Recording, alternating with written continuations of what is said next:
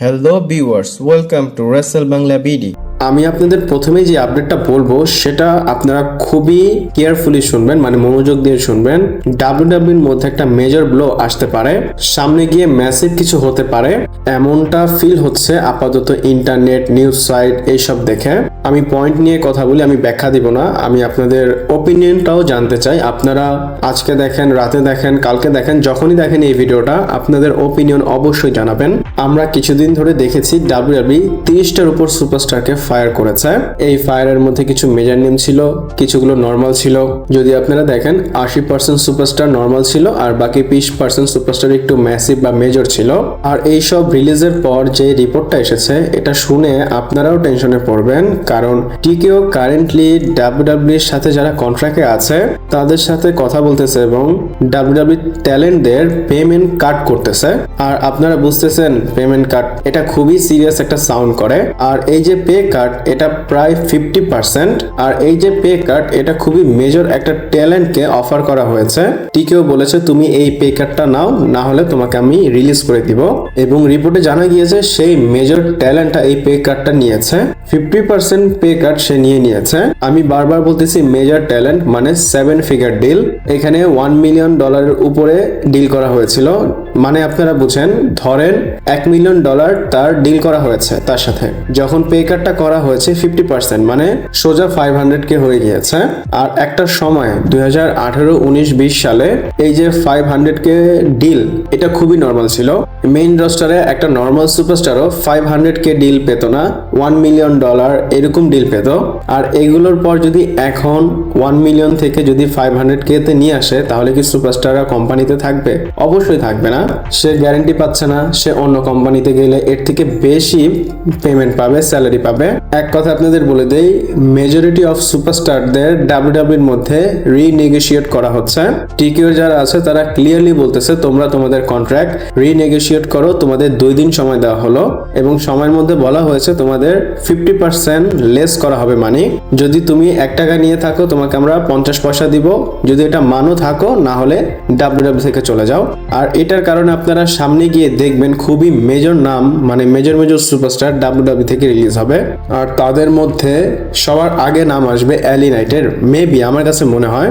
আর alley night যদি বের হয়ে যায় ডাব্লিউডাব্লিউর মধ্যে 100% হাঙ্গামা হবে, কারণ অনেক বছর ধরে লোকেরা চাচ্ছে অ্যালি নাইটকে পুশ দেওয়া হোক।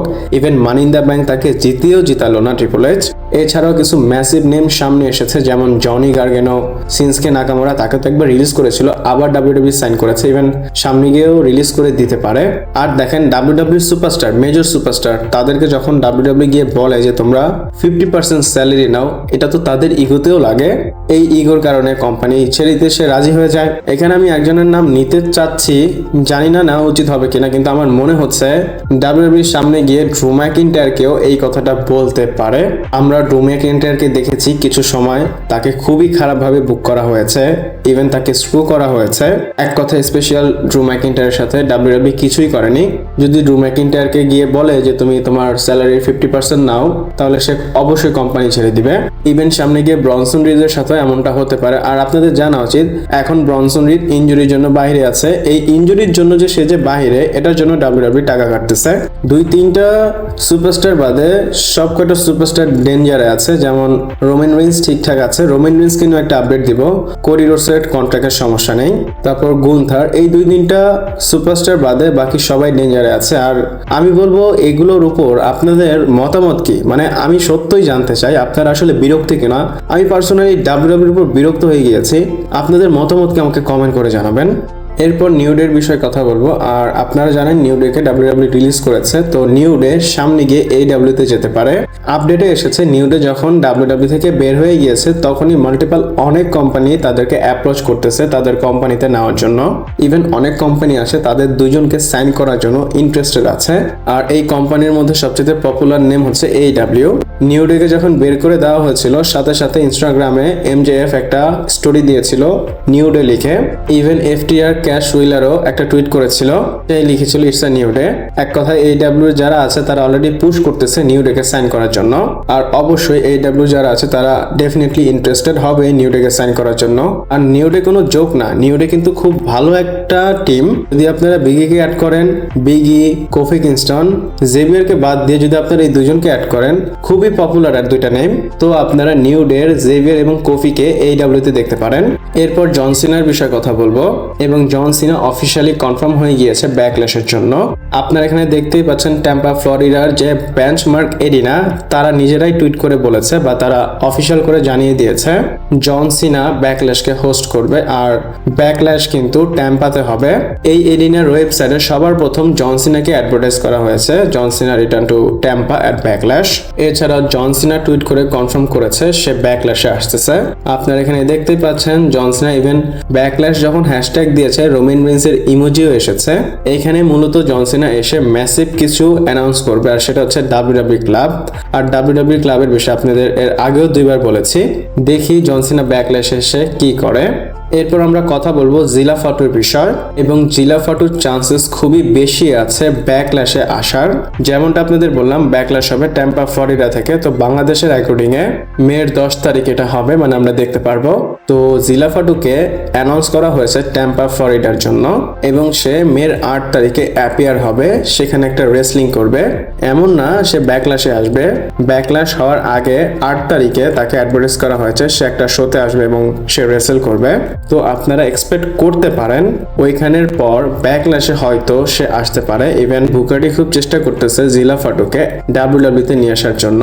আর আপনাদের যদি না জানা থাকে, জেক্কা ফাটু এবং জিলা ফাটুর কেমিস্ট্রি আগে থেকে খুব ভালো, তারা ট্যাগ টিম হিসাবে অনেক কাজ করেছে। তো যদি ব্লাড লাইন ফ্যাকশন সামনে গিয়ে আগায়, আপনারা জিলা ফাটুকে দেখতে পারেন এবং সে জেক্কা ফাটুকে হেল্প করতে পারে।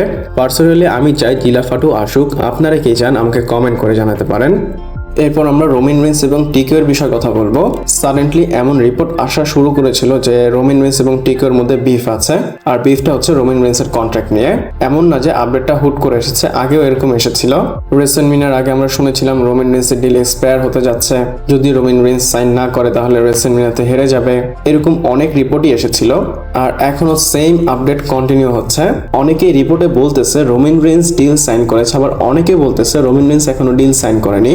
যদি রোমান রিন্সের ডিল সাইন না করা হয় তাহলে নতুন একটা কন্ট্রাক্ট নেগোশিয়েট করতে হবে রোমান রিন্স টিকিওর সাথে। আর রোমান রিন্স অ্যাক্টিভলি অ্যাপিয়ার হচ্ছে, এটাও টিকিওর থেকে একটা অর্ডার, আপনাকে এত পে করতেছি আপনার আসতেই হবে। তো এইসব নিয়ে রুমার্স হচ্ছে টিকিও এবং রোমান রিন্সের মধ্যে বিফ হচ্ছে। আর এইসব বিষয়ে একটা নতুন আপডেট এসেছে। আপডেট ফাইটফুল এবং রেসলিং অবজারভার নিউজ লেটারও করেছে, সেম আপডেটই এসেছে। তারা বলতেছে রোমান এবং টিকিওর কোনো রিফট নেই, আর রোমান রিন্স হচ্ছে WWE টপ ট্যালেন্টের মধ্যে একজন। আর এই লেভেলের ট্যালেন্টদের WWE বেশি ডিস্টার্ব করে না, এমন না যে অনেক বেশি নেগোসিয়েশনও তারা করে। তো আমি বোঝাতে চাচ্ছি যে আপডেটগুলো আসতেছে বা যারা আপনাদের এইসব আপডেট দিচ্ছে এগুলো সব ফেক। রোমানের সাথে টিকের কোনো প্রবলেম নেই, রোমান যদি আসে আসবে, না আসলে নাই। এক কথায় রোমান রিন্স টপ ট্যালেন্ট, তাকে তারা ডিস্টার্ব করবে না। আমি অনেক জায়গায় দেখতেছি রোমান রিন্সকে নিয়ে, যেমন ফেসবুক, ইনস্টাগ্রাম, টুইটার, এইসব জায়গায় ফেক রুমার ছড়ানো হচ্ছে যে রোমান রিন্সকে রিলিজ করা হবে। যা যা বলা হচ্ছে বা যা যা আপনারা দেখতেছেন সব ফলস। এক কথায় রোমান রিন্স ওই লেভেলে আছে যে লেভেলে থাকলে এসব করতে হবে না। রোমান রিন্স যদি লিভ করে একমাত্র হলিউডের জন্যই লিভ করবে, এছাড়া সে WWE তে থাকবে। আপনাদের কি মনে হয় আমাকে কমেন্ট করে জানাতে পারেন। আজকের ভিডিও এই পর্যন্তই। যদি ভালো লাগে লাইক, কমেন্ট, শেয়ার, সাবস্ক্রাইব করে পাশে থাকবেন। পরবর্তী ভিডিওতে আবার দেখা হচ্ছে।